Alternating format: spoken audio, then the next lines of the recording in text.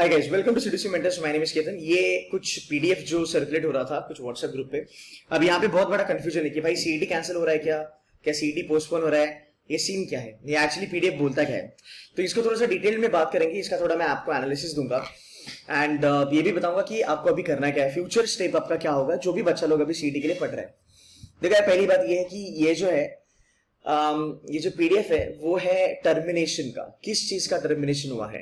तो पहले जब इन लोगों ने डिसाइड करा था, सीईटी वालों ने, कॉमन एंट्रेंस टेस्ट वालों ने, इन्होंने कहा था कि चलो हम किसी को ना टेंडर दे देते हैं सीईटी कंडक्ट करने के लिए। तो टेंडर में जो भी लोग, जैसे टीसीएस वगैरह था, right, TCS was the primary ones, right. तो इन लोगों ने टेंडर वगैरह भरा होगा, फिर इन लोगों ने कॉस्टिंग वगैरह करी होगी, बिडिंग वगैरह लगाया होगा कि हम इतने खर्चे में करेंगे, उतने खर्चे में करेंगे, ऑल द स्टफ, राइट। अगर मान लो इन लोगों ने टीसीएस को एक्सेप्ट किया होता तो गवर्नमेंट बोलता कि चलो टीसीएस अभी कंडक्ट करेगा सीईटी एग्जाम, मतलब सब कुछ अच्छा है, like all is good, right, everything is fine, love is in the air type kind of thing. But पंगा ये हुआ है, अभी इन लोगों ने क्या करा है, ये कह रहे हैं कि according to the clause 5.6 right to terminate the process, मतलब government has a right to terminate the process of this bidding. अब ये कब होता है? ये बेसिकली तब होता है जब बिडिंग सही से ना हो, या फिर बिडिंग में they did not get reply or anything which they were thinking about, या फिर जो उनको चाहिए था, राइट।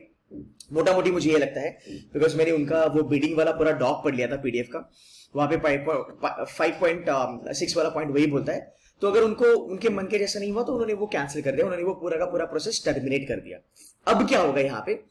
अब यहाँ पे ये होगा कि नया टेंडर निकलेगा। पहली बात, एक नया टेंडर आएगा, किसी नए बॉडी को अप्रोच करा जाएगा, मे बी आईबीपीएस को अप्रोच करा जाएगा, या फिर अपना डीटीए तो है ही है जो पहले सीईटी बनाता था, अभी इतने सालों से डीटीए सीईटी बना रहा है। तो DTA might venture into this and DTA might prepare everything. But एक चीज यार आपको देखना जरूरी है कि टेंडर तो मेरे ख्याल से 99% निकालना पड़ेगा। अगर डीटीए बोलता है कि व्हाट, छोड़ दो सब कुछ, आईबीपीएस को बोल देते हैं, बिकॉज आईबीपीएस पहले से ही सब कुछ कर रहा है, आईबीपीएस के पास पूरा का पूरा इंफ्रास्ट्रक्चर बना है। एक पेपर बनाना अलग बात होता है और एक उसका इंफ्रास्ट्रक्चर डेवलप करना ये एक अलग बात होता है, एंड दोनों हैंड इन हैंड चलते हैं। तो जितना आपका एग्जाम का पेपर इंपॉर्टेंट है उतना ही ये टेंडर भी इंपॉर्टेंट है, because there has to be a body which can conduct CET exam by offering its infrastructure, right.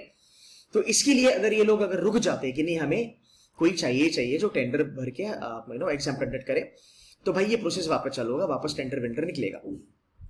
अगर इनको एग्जाम आपकी जल्दी जल्दी लेनी है तो जो बना बनाया था आईबीपीएस उसको बोल देंगे भाई तुम कर लो, बात खत्म करो।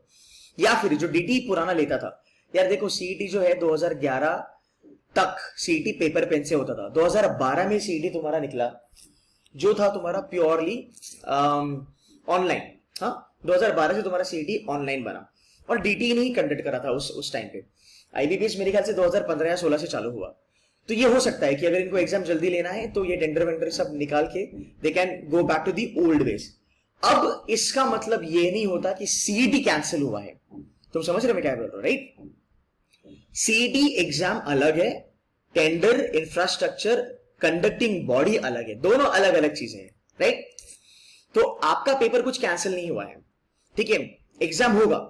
अब सवाल यह है कि भाई क्या एग्जाम तुम्हारा पोस्टपोन होगा? दिल से अगर मैं कहूं तो दो चीजें हैं। देखो पहला चीज ये है गाइस, अगर ये वापस फंडा निकला टेंडर वेंडर का तो थोड़ा सा पोस्टपोन हो सकता है, ओके।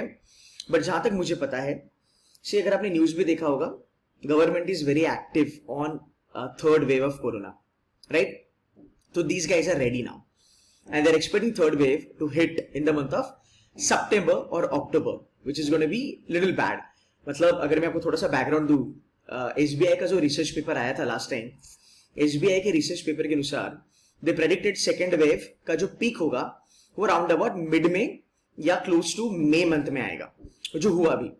अब उनका थर्ड वेव का प्रेडिक्शन बोलता है कि तुम्हारा पीक जो होगा थर्ड वेव का वो सितंबर में आएगा।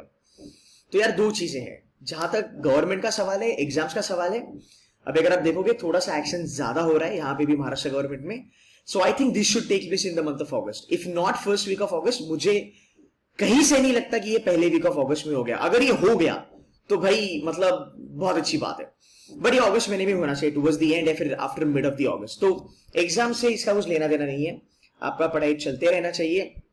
टेंडर वेंडर जो भी है वो सब वो लोग देख लेंगे, you don't worry about it. But थोड़ा सा इम्पैक्ट होता है, बट यू नो आप पढ़ाई करते रहो। ये खाली टेंडर का चीज है कि कौन कंडक्ट करेगा, क्या कंडक्ट करेगा। अगर government really want to conduct the exam, वो 10 दिन में भी इसको करा सकते हैं, फिर 5 दिन में भी ये डिसीजन लेके वो लोग यू नो खत्म कर सकते हैं। तो अगर अभी तो ये खाली टेंडर कैंसिल होने का न्यूज आया है, लेट्स वेट, अगर बाकी कोई न्यूज आया तो I keep you updated. Subscribe कर देना भाई मेरे चैनल को, जेन्युइन कंटेंट मिलता है और आपको जेन्युइन सीडी की स्ट्रैटेजीज भी यहाँ पे मिलेंगी। So guys that's it from my side, take care, bye bye.